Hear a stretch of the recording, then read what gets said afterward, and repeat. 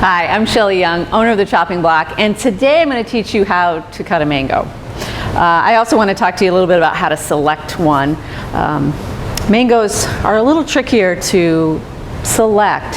First of all, because it's a little confusing. The color is something that we oftentimes look at when we're selecting fruit. However, with mangoes, it's not so important. If a mango is picked when it's green, it will stay green. If it's picked when it's yellow, it'll be yellow. If it's picked when it's red, it'll be red.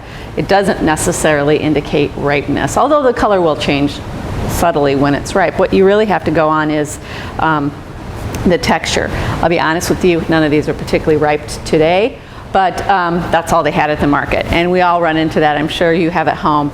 If you just let these sit out for a few days, they should ripen up perfectly. So when you pick your mango, you really just want to lightly squeeze it, and we have to be careful with that because you don't want to bruise all the fruit in the grocery store, please. But just when it has just a little bit of give, like a tomato, that's when you have a perfect mango. When you look at a mango, what you really want to notice is that there's kind of a flat side and an elongated side. The pit runs this way in the elongated side, not this way on the flat side. So that makes all the difference in the world when you're cutting a mango. The first thing you want to do when you're cutting one is to create a stable platform to peel it. So what I'm going to do is take that stem end, cut enough off, not to be wasteful, but just enough up so the mango will sit. I cut just a little piece off the tip. Really what I want to do is take my knife, you see me do this, I'm going to follow the contour of the fruit with my knife and peel it. If you have a really rock star vegetable peeler, you can use it, but the problem with peelers are it is hard to hold on to the slippery fruit with one hand while you're peeling with the other. So for me, a knife really works best. What I want to do is cut on the outside of the pit. So the pit is running this way, if you remember. I just want to go right on the other side of the pit. Go straight down. Over to this side, do the same thing.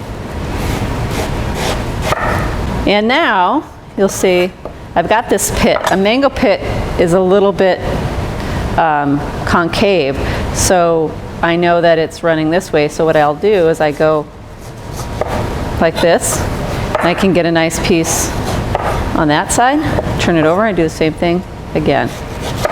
My goal really in cutting the mango is that I have some kind of usable chunks and not just, you know, lots and lots of little bits of pieces. So I've cut it in half like this.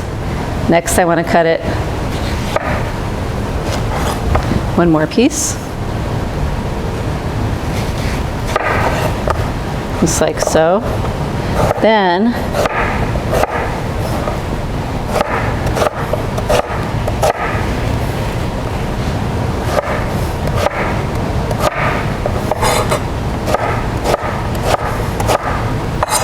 these pieces here, I just kind of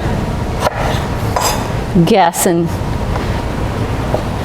try to make them a similar size to that. Cut them into strips, go back like this. Let's see here. It's delicious, and that's how you cut a mango.